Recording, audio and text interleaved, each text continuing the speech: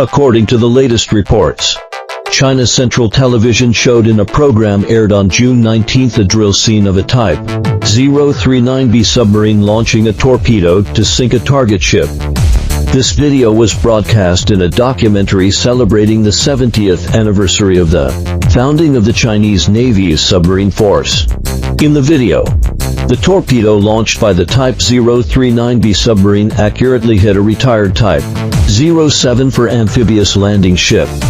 The huge explosive power of the torpedo lifted the stern of the ship out of the water, accompanied by a water column nearly 100 meters high. This drill demonstrated the powerful strength and advanced guidance technology of the U-10 torpedo. The U-10 torpedo is believed to adopt advanced wake guidance technology, which uses the wake generated by the target ship to calibrate the direction of the torpedo, improving the hit rate and anti-jamming ability of the torpedo. The power of the torpedo is so great that some analyses believe it is sufficient to sink large surface vessels including aircraft carriers. The exposure and power display of the U-10 torpedo mark an important progress of the Chinese Navy in submarine strike capability. According to public information, the overall performance of the U-10 heavyweight torpedo can be comparable to that of the U.S.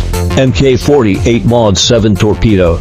The U-10 first appeared in 2017 and is now widely equipped on surface ships and submarines of the Chinese Navy, with a range of up to 50 kilometers. The U.S. military once claimed that in combat using the Mk-48 series of torpedoes, only 2 hits are needed to sink the Russian Typhoon-class submarine with an underwater displacement of over 30,000 tons.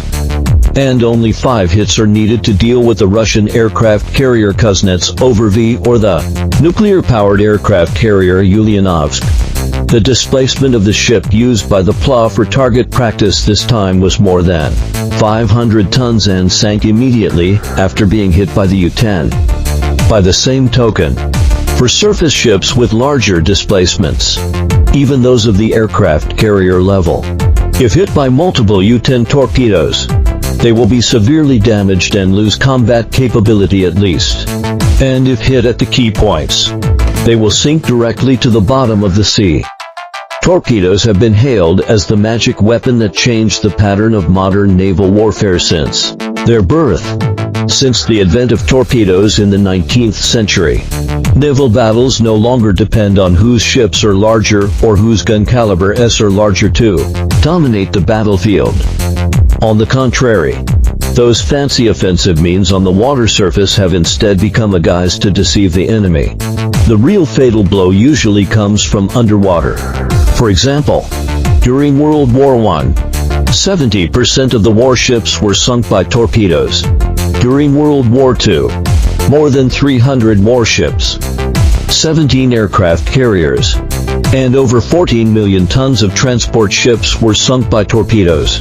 The electric torpedoes manufactured by Germany during World War II could cut a large ship of about 3,000 tons in half with just one hit.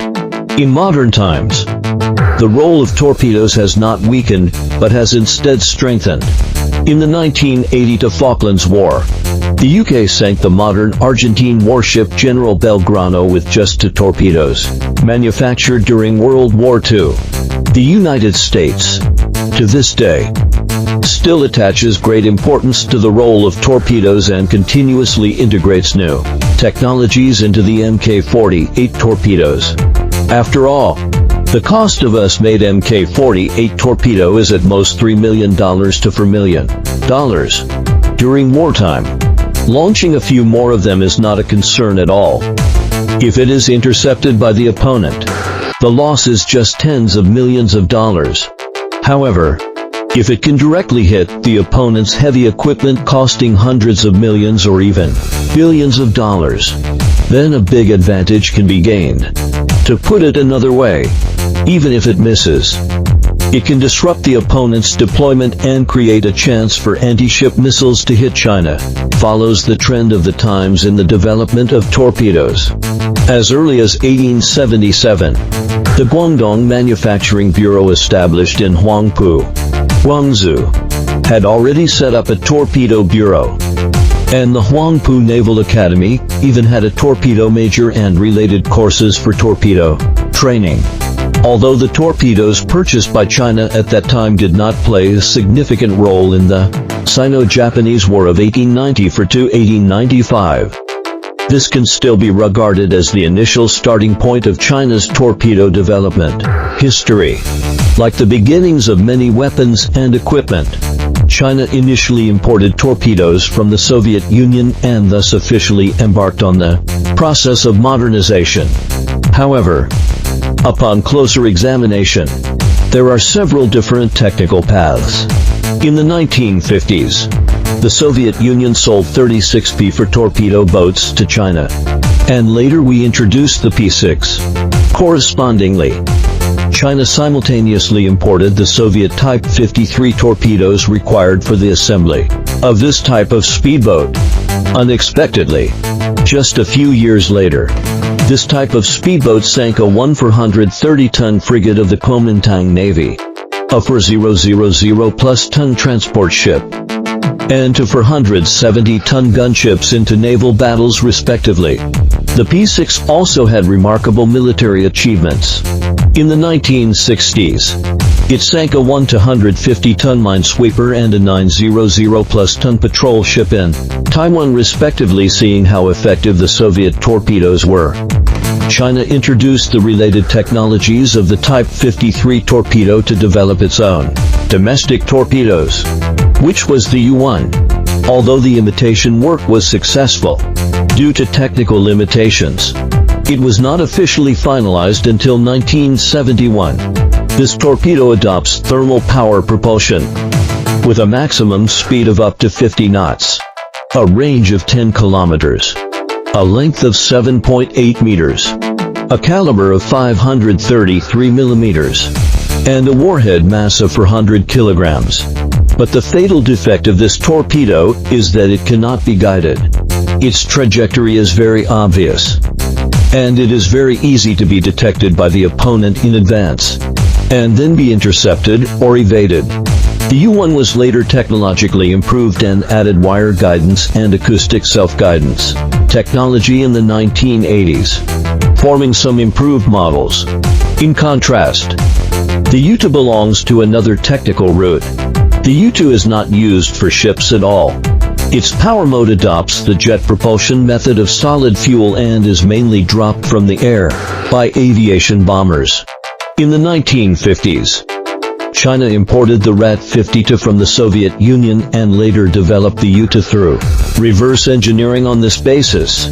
Also, due to the poor imitation technology at that time, it was not finally finalized until June 1971. Its maximum speed is only 40 knots. The range in water is 600 meters. The length is 3.9 meters. The caliber is 450 millimeters. The warhead mass is only 243 kilograms. And it also does not have guidance capability at that time. The Chinese naval aviation did not have air-based anti-ship missiles, so it relied entirely on this type of torpedo to strike surface ships. But whether this type of torpedo could hit when thrown out was almost entirely a matter of luck. Not only was the range short, but the hit accuracy was also extremely low. At that time, some people calculated that about 8 U-2 torpedoes were needed to sink a warship of about 50,000 tons. However, to ensure the hit rate, at least 60 torpedoes needed to be launched. At that time, the large number of H-5 and Q-5 aircraft equipped by China could carry at most 1 to 2 torpedoes each. At least 30 or even 60 aircraft were needed to carry a sufficient number of torpedoes. The low attack efficiency can be imagined. Therefore, later, the U-2 entered the museum. Since the U-3, China has embarked on the path of independent research on torpedoes and chosen the technical direction of electric propeller propulsion and passive acoustic guidance systems. In 1975, the U-3 was finalized and began mass production, and was equipped on China's attack nuclear submarines. Subsequently, we carried out technical improvements on it. such as replacing the combined active and passive self-guidance, improving the warhead charge, and enhancing the speed and stability.